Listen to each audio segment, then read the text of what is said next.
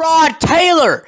Woo! Justin Adam Schefter just reported Tyrod Taylor traded for a third-round pick. So the Cleveland Browns making moves. I think this means that they're going to take Saquon Barkley in the draft instead, or maybe Tyrod Taylor could be a backup quarterback, like a little bit of a, or not backup, sorry, I meant to say like a little bit of a bridge quarterback for whoever comes in, Rosen or Darnold, but this is a big move. Tyrod Taylor is a really solid quarterback, solid piece. He took the Bills to the playoffs this year.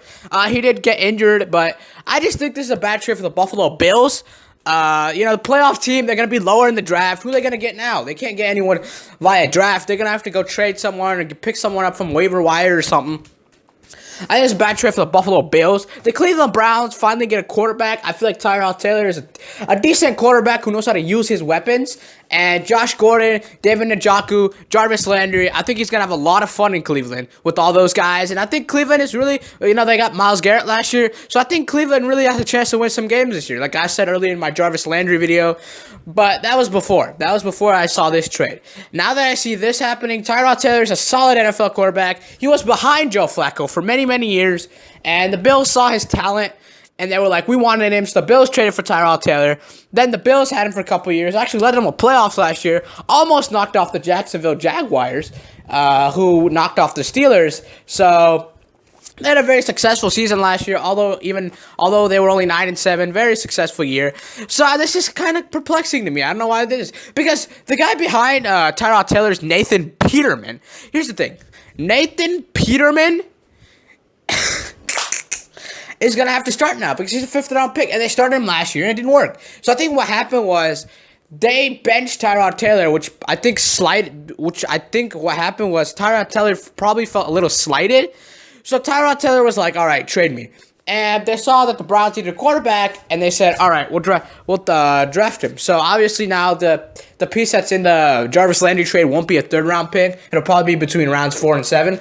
Those details haven't come out yet, which is weird because the deal, all deals get finalized next Wednesday. So we'll only know about certain deals being finalized next Wednesday.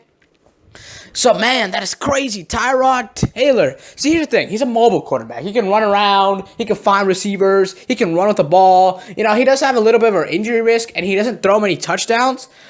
But he's a solid quarterback who won't turn over the ball. So, it's him, and if they do end up getting Saquon Barkley and waiting a year on a quarterback, or if they get Tyrod Taylor, Saquon Barkley, who knows? They could possibly win some games. Here's the problem. Cincinnati, Vontaze Burfict, got a tough defense 2 times a year. Pittsburgh, Ryan Shazier, TJ Watt, tough defense, amazing offense every year. Baltimore Ravens, solid offense, okay defense. You're not beating. I feel like they can't beat any. I feel like Tyrod Taylor isn't the piece that's going to beat any of those teams. Maybe they get one on the Ravens, or maybe the Bengals. Maybe they could get both on the Bengals. But I just don't see them substantially improving. I see them going from 0-16 to maybe 5-11. 6-10. If they get lucky, they get to play some close games. They get solid because last year they were in some close games. So maybe this year they win those close games. There's 6-10 maybe. 6-10 is very solid record. I mean, it's not terrible. Like people say, oh, 6-10 is bad. Nah, 6-10 is pretty solid. So I mean, I don't. This is not going to be a substantial they got a playoff team now, but it's a good move for them because now they're showing moves towards building a real team. They're not just sitting out there, not just lollygagging. They're not just trying to we're pretending to do this. No, they're sitting down. They're evaluating what's wrong with it. And I've said this about the Eagles in the earlier video. The Browns are now doing this too, where they're evaluating and they're seeing, hey, this is what's wrong with our team. We know this is wrong with our team. Let's go fix it before it's too late for us to, move on it. So they're like, okay, let's go do this really fast. So they are, ESPN obviously doing a great job today, getting all the stories. They got everything today. This free agency stuff is breaking me right now. It is crazy how much stuff is going on out there. It's just all these reports are coming out, and everyone's getting traded. And it's, free agency starts next week. So some guys will be clearing up cap space. Kirk Cousins is obviously still on the table for next Tuesday. I heard he's going to sign because Wednesday's when free agency kind of starts. Everyone signs early.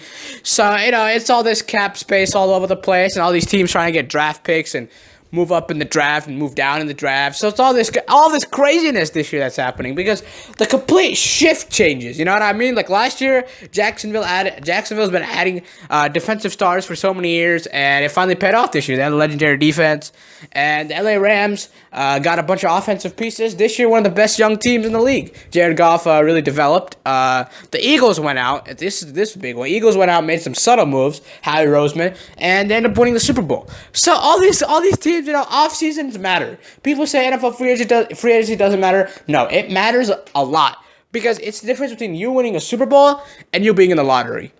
Because the Eagles could have easily been in the lottery this year. Think about it.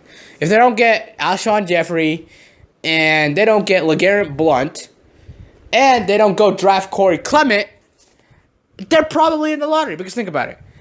Alshon Jeffrey made a huge touchdown catch. Corey Clement made a huge touchdown catch. Touchdown catch. Had some big plays. And you got my man LeGarrette Blount running all over the defenses this year. So, and Chris Long, sorry, I totally forgot, but he played for free this year, which is an amazing gesture by him. And so, they all played and won him a Super Bowl. So, off seasons matter in the NFL. And this Tyrod Taylor move may be interesting for the draft prospect because now you don't know if they're going Darnold or if they're going Barkley because now I think it's more towards Barkley. So, yeah, I just think that it's interesting to see that the Browns went after this guy because this guy is like solid, but he's not the greatest guy in the world. So, it's nice to see, the Browns sort of making moves, realizing that they suck and sort of coming out. So, good trade for the Cleveland Browns, getting Tyrod Taylor. He is a decent second tier, decent starting quarterback in this league. So, even if they don't get a quarterback, they get Barkley. Offense could be a bit explosive next year. You never know. So, good move by the Cleveland Browns front office. They're making moves today. Second big move of the day. Geez, probably going to be a lot more moves by the end of the day, but damn, what a move for all of these teams right now.